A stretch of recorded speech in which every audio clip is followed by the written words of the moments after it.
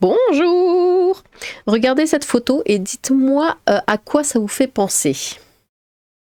Attention, ne triche pas. Les trois mousquetaires, évidemment, hein, parce que ça se voit quand même, hein, ne soyez pas de mauvaise foi. Et une noire, c'est des arabes femmes, c'est les mousquetaires. Hein, c'est tout de suite l'image qu'on en a quand on pense aux mousquetaires. Les trois mousquetaires deviennent des femmes dans Toutes pour une, bientôt au cinéma. Et je suis sûre que vous allez tous courir pour aller voir ça, moi de même. Alors, prévu pour janvier 2025, parce que pourquoi commencer l'année bien hein. Faut tout de suite gâcher, vous savez, le premier mois. Le prochain film de la réalisatrice Houda Benyamini risque de faire jaser, hein, on vous explique. Au rayon des œuvres littéraires les plus adaptées au cinéma, Les Trois Mousquetaires occupent une place de choix. Le plus célèbre des romans d'Alexandre Dumas a en effet connu plus de 35 adaptations cinématographiques. La dernière en date, dans laquelle Vincent Cassel, François Civil, Romain Duris et Pio Marmaille partageaient l'affiche, a d'ailleurs connu un succès retentissant en 2023. Et comme tout ce qui connaît un succès retentissant, eh bien il faut gâcher, voilà, comme Le Comte de Monte Cristo, on en avait parlé, un succès dingue, du coup faut qu'on le fasse version femme. Les Trois Mousquetaires, faut qu'on le fasse version femme. Pourquoi? On n'en sait rien, ça va bider, on le sait. Encore de l'argent gâché. Bon, les femmes prennent le pouvoir dans Toutes pour une. Surtout que c'est... Enfin, non. Non. Au moins mettez des blanches. Je sais pas, mais au moins mettez des blanches. Source intarissable pour le 7e art. Hein, l'ouvrage de KPDP va de nouveau être porté à l'écran en 2025 avec cette fois un scénario pour le moins surprenant qui, à n'en pas douter, hein, ne laissera personne indifférent. LOL. Réalisé par Houda Benyamina, dont le précédent film Divine avait remporté 3 Césars, cette nouvelle adaptation, intitulée Toutes pour une, propose un récit revisité avec des femmes mousquetaires, en une version 100% féminine incarnée par les actrices Oulaya Amamra, Deborah Lukumuena, Daphne Patakia et Sabrina Ouazani. C'est beaucoup de A quand même. Bon. Dans la bande-annonce dévoilée le 20 novembre, on peut ainsi voir ce quatuor en action dans de nombreuses scènes de combat. Ces mousquetaires d'un nouveau genre doivent venir en aide à la reine de France, incarnée par l'actrice Georgina Amoros. Pour mener cette mission à bien, elles doivent se faire passer pour des hommes et sont contraintes de dissimuler leur véritable identité avec des bandages sur la poitrine, mais aussi de fausses moustaches et des perruques. Voilà, mais je le sais, là vous frétillez d'impatience de le voir, mais faut attendre, ça sort en janvier, donc voilà. Vous asseyez, vous êtes grands, vous êtes des adultes, donc on se calme. L'intrigue de Toutes pour une suit d'abord une jeune fille prénommée Sarah, donc Oulaya Amamra, pardon, que l'on identifie rapidement comme le pendant féminin de D'Artagnan. Emprisonnée, cette dernière est libérée par 3 femmes déguisées en hommes et qui ont intégré le corps royal des mousquetaires. Séduite par leur audace et leur code d'honneur, elle décide de se joindre à elles, contribuant ainsi à leur combat pour la justice et la liberté. Tout comme dans l'œuvre originale, on devrait retrouver des personnages clés du roman tels que le cardinal Richelieu par exemple. Cette nouvelle version que certains qualifient déjà de woke, comme on peut le voir sur les captures ci-dessous, sortira en salle le 22 janvier 2025. Donc les captures ci-dessous sont un mélange de wesh des quartiers, du wokisme post-moderne, du féminisme 2.0 sur une époque classique, des accents, sorti du 93, un cocktail explosif pour un navet non rentable. Il a tout dit, Comment cracher sur la littérature française au nom du wokisme, les mousquetaires très diversifiés, par contre les hommes humiliés, bizarrement non. Il manque une lesbienne, une non-binaire. Ils le disent pas, mais je suis sûre qu'il y en a une qui est lesbienne.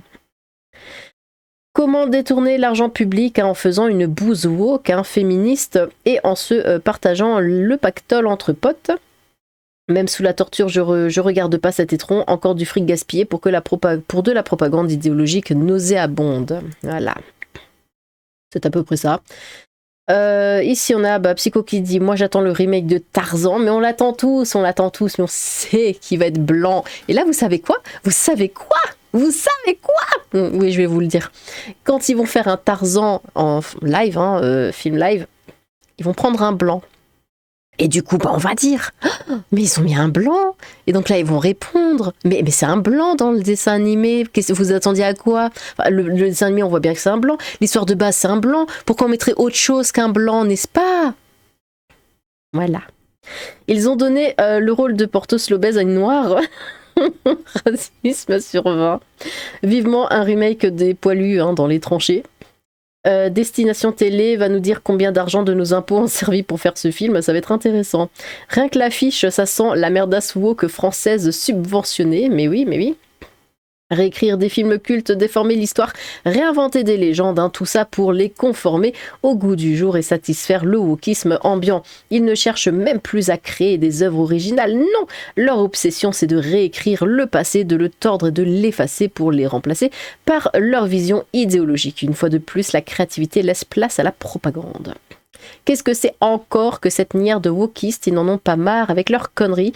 On ne peut pas critiquer une œuvre qu'on n'a pas encore vue. Non, je déconne. J'allais dire, évidemment que c'est de la merde. Bah, évidemment. Donc, un remake des Trois Mousquetaires avec des mousquetaires qui sont en fait des femmes déguisées en hommes. Je prévois un bide, le tout financé en partie par de l'argent public, bien sûr. Dumas doit se retourner dans sa tombe, on ne peut que souhaiter un énorme bide à ce navet en puissance. Non mais t'inquiète pas, il n'y a même pas besoin de souhaiter de toute façon. Là il n'y a pas Athos, Porthos, Aramis et D'Artagnan, c'est Pathos, Schlagos, Clitoris et Pagnon. Oh mon dieu. Les trois Mouker, ça pue la schneck mal lavée et la 8-6. Oh. Le wokisme dans toute sa crasse. Mon instinct légendaire me chuchote que ça sent le grand succès commercial. J'ai lu les commentaires, j'ai essayé de résister mais j'ai craqué. Un cloak de texisme, misogynie et nanisme. Tout ce qu'on mérite maintenant, c'est une bonne grosse météorite sur la tronche. Au moins, ce sera plus respirable pour les futurs organismes vivants. Ça fait vraiment chier ce féminisme. Il n'y a rien qui va en France, mais on nous emmerde avec le féminisme. Rien à foutre de ce film, c'est le cadet de mes priorités. Sans déconner, tout irait bien encore, bon ok, mais c'est loin d'être le cas à ce jour. Pourquoi ne fait-on jamais de remake de romans africains avec des blancs? Parce qu'il n'y a pas de littérature africaine. Après le film à succès 3 hommes et un couffin, voici 3 beurettes et une aubaine.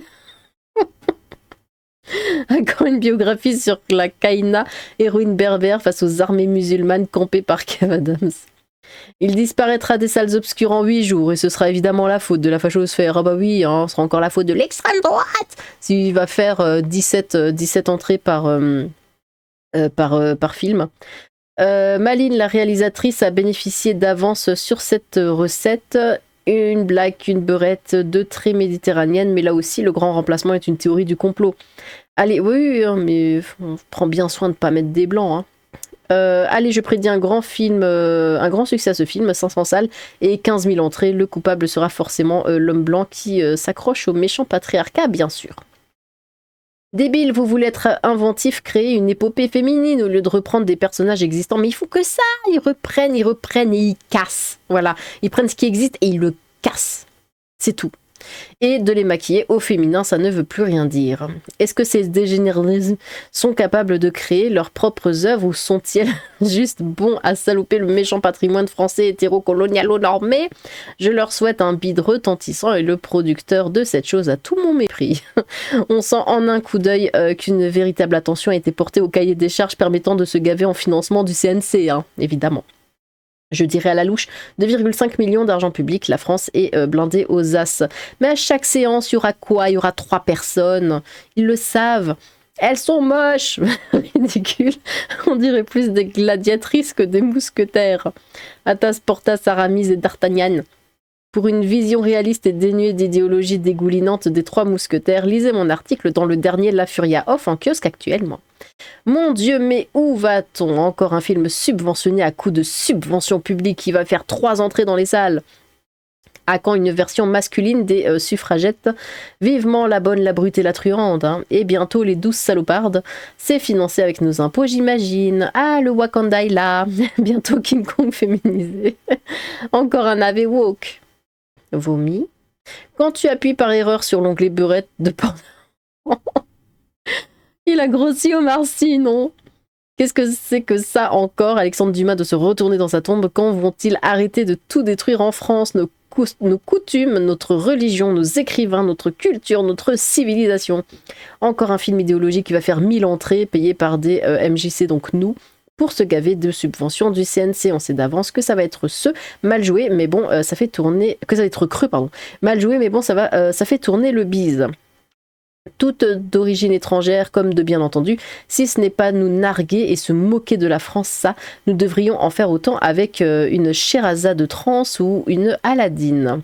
Prédiction, un flop pas possible, encore un film nul financé par nos impôts pour détruire encore un peu plus notre culture. Merci de nous rendre encore plus forts sur nos fondations, hein, grâce aux gens comme vous, je suis encore plus tenace sur mes principes. Bah écoutez, on va s'arrêter là, parce que moi j'ai une fondue savoyarde là qui m'attend et j'ai mon estomac qui crie famine. Du coup, je vous remets la photo parce que je sais que vous l'appréciez énormément. Hop là, voilà. Hop, en grand. Je peux la mettre en grand? Oh non, ça veut pas. Oignon. Bon, bah tant pis. Bon. Que dites-vous de ceci, du coup? Les trois mousquetaires. Voilà. Et faites pas semblant, je sais très bien que vous allez courir aller le voir. Hein. Donc ça suffit au bout d'un moment, l'hypocrisie. Bon, n'hésitez pas à vous exprimer dans les commentaires. J'ai hâte de vous lire. Sur ce, tchou!